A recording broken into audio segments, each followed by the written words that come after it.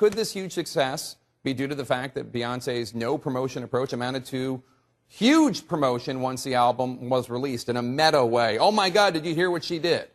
Yeah, no, that's exactly right. What she's doing here is not removing old promotion, but really just sort of making the promotion transparent.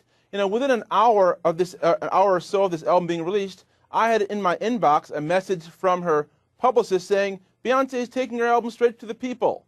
So she was reaching out to media, but she was doing it in a different kind of way. Because right now, the one thing that viewers and listeners hate the most about the media and about entertainment is hype. Hype drives people crazy because the buildup is so nuts that by the time a big release comes out, you can't really appreciate it. It doesn't seem as good as all the hype that came before it. So the way that Beyonce released this, by focusing the hype, making it transparent, allowed people to enjoy it without thinking they had already been so marketed to, there's no way it could live up to the advance word. And of course, also there's some savvy stuff going on here in terms of no reviews of the album. You just have to download it, and you can only buy it on iTunes, and you have to buy it in its entirety. You can't buy individual tracks. How do those facts play into the album's success? That's very key. I think you hit the nail on the head with the fact you have to buy the whole album at once. You know, Beyonce, in her promotion for this, the promotional video she put up, she said she really was thinking back to Thriller, the way that was a whole album, a visual experience. We all know the videos that were associated with that.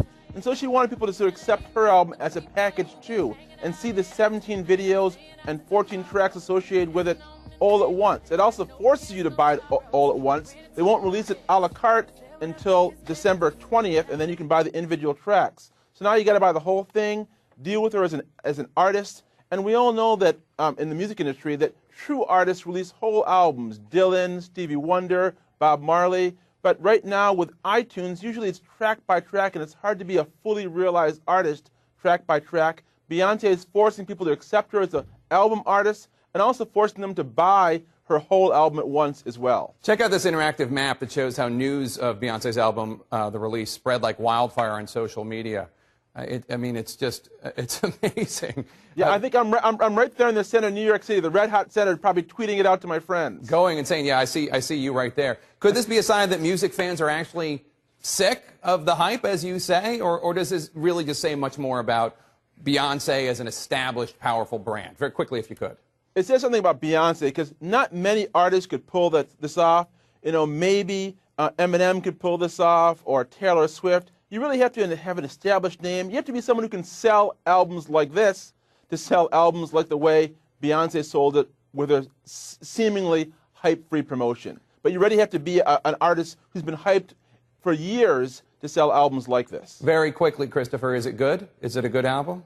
Yeah, it is good. It is a good album. It doesn't break new ground for Beyonce, but there are a lot of really good songs on here. I think we're going to be hearing it on radio, seeing it on the web for months to come.